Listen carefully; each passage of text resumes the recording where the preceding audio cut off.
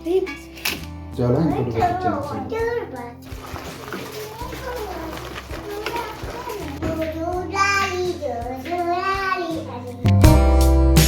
Hello అండి, welcome back to our channel.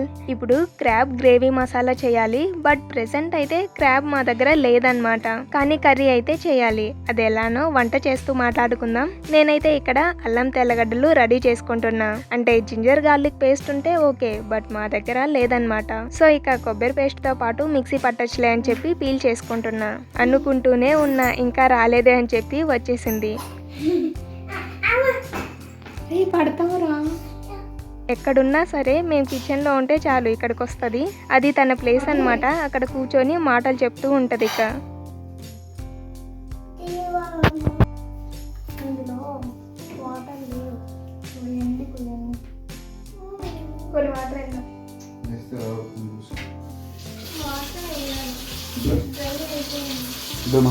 jalan kudu kecil.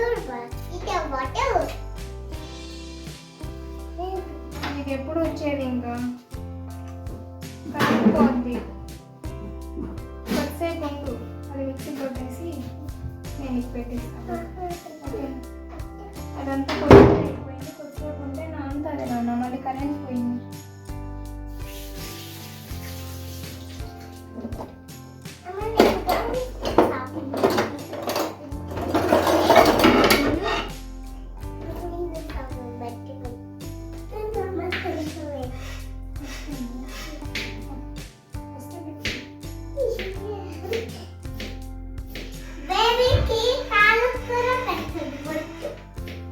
అది దిష్టి చుక్క, కాలికి పెట్టేది నల్లది కదా, బ్లాక్ కలర్.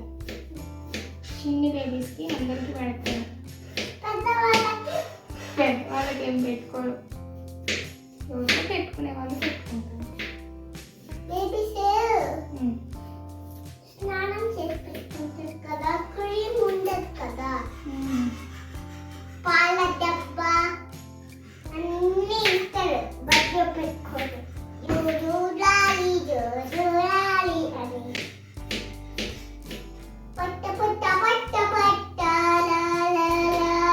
సో ఫస్ట్ అయితే ఇప్పుడు కొబ్బరి పేస్ట్ చేసి పెట్టుకుందాం. అదే మనకి మెయిన్ అన్నమాట ఈ మసాలా కర్రీకి. మిక్సీ జార్లో కొన్ని కొబ్బరి ముక్కలు, వెల్లుల్లిపాయలు, అలాగే కట్ చేసుకున్న అల్లం ముక్కలు, ఒక 2 స్పూన్ల గసగసాలు, అలాగే ఈ కొబ్బరి పేస్ట్ మనం నాన్ వెజ్ లోకి చేస్తున్నాం కాబట్టి కొంచెం గరం మసాలా కూడా వేసుకుంటున్నాం. అంటే మసాలా కొంచెం ఘాటుగా ఉంటే నీచు వాసన అది ఉండదు కదా, సో అందుకే. అదే వెజిటేరియన్ లోకి అయితే ఏం అవసరం లేదనమాట. దాల్చిన చెక్క, లవంగ మొగ్గలు, ఇలాచి వేసుకొని మిక్సీ పట్టుకోవాలి. ఒక్క నిమిషం, ఇందులో నేను కాజు వేయడం మర్చిపోయాను. సో బౌల్లో ఒక పిరికెడు కాజు, నేను ఇక్కడ బేబీ కాజు వేసుకుంటున్నాను.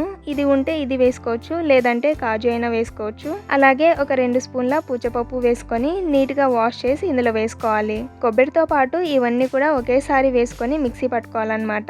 ఫస్ట్ కొబ్బరి గ్రైండ్ చేసి ఆ తర్వాత కాజు వేసామంటే ఇవి మెత్తగా మెదగవు. సో నేను మర్చిపోయాను కాబట్టి ఇప్పుడు వేసుకుంటున్నాను. మీరైతే ఫస్ట్ వేసుకోండి. ఇక ఇప్పుడు ఇందులో కొద్ది కొద్దిగా వాటర్ వేసుకుంటూ మెత్తగా పేస్ట్ లాగా గ్రైండ్ చేసుకోవాలి. చూడండి ఇలా అన్నమాట. ఇలా గ్రైండ్ చేసుకొని పక్కన పెట్టుకుందాం. ఇప్పుడు మసాలా ప్రిపేర్ చేసుకుందాం. నేనైతే ఇక్కడ అన్ని కట్ చేసి రెడీగా పెట్టుకున్నాను. ఆనియన్స్, పచ్చిమిర్చి, ఇంకా కరివేపాకు. ఇప్పుడు ఇంకా స్టవ్ తోనే పని.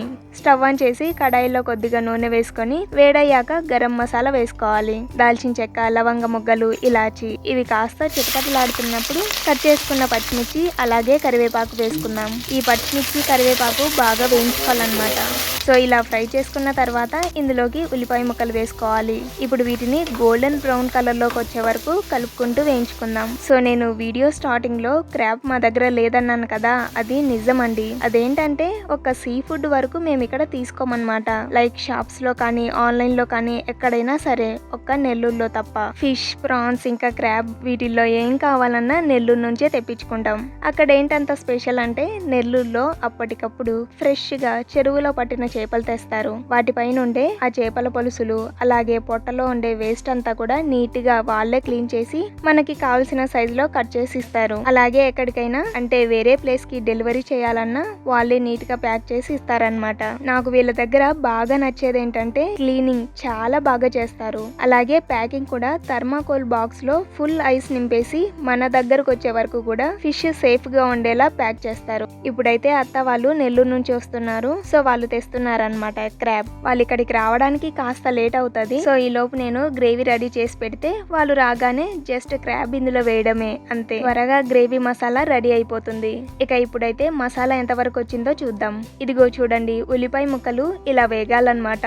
అప్పుడే మనకి గ్రేవీలో ఈజీగా మిక్స్ అయిపోతాయి. ఇప్పుడు ముందుగా మిక్సీ పట్టుకున్న కొబ్బరి పేస్ట్ ఉంది కదా, అది వేసుకుందాం. ఆల్రెడీ మనం అల్లం ఇంకా తెల్లగడ్డలు కొబ్బరితో పాటు మిక్సీ పట్టుకున్నాం కాబట్టి ఇక ఇందులో నేను అల్లం పేస్ట్ ఏం వేయట్లేదు. ఒకవేళ కొబ్బరితో పాటు వేయకపోతే ఆనియన్స్ వేగిన తర్వాత అల్లం వెల్లుల్లి పేస్ట్ వేసుకోవాలి. నేను ఇక్కడ మిక్సీ జార్ అంచులు కడిగి ఆ వాటర్ ఇందులో వేసుకుంటున్నాను. జస్ట్ లైట్ గా పోసుకుంటున్నాను అనమాట. వాటర్ మరీ ఎక్కువగా పోసినా గ్రేవీ ఉడకదు. సో చూసి వేసుకోండి. ఇప్పుడు ఇందులో 1 టీ స్పూన్ పసుపు, 2 టీ స్పూన్ల ధనియాల పొడి, అలాగే 2 స్పూన్ల కారం పొడి, ఉప్పు వేసుకుంటున్నాను. ఉప్పు కారం తక్కువైనా తర్వాత అయినా వేసుకోవచ్చు. సో మొత్తం అంతా ఒకసారి మిక్స్ చేసుకొని ఈ గ్రేవీ నుంచి ఆయిల్ సపరేట్ అయ్యే వరకు ఉడికించుకోవాలన్నమాట.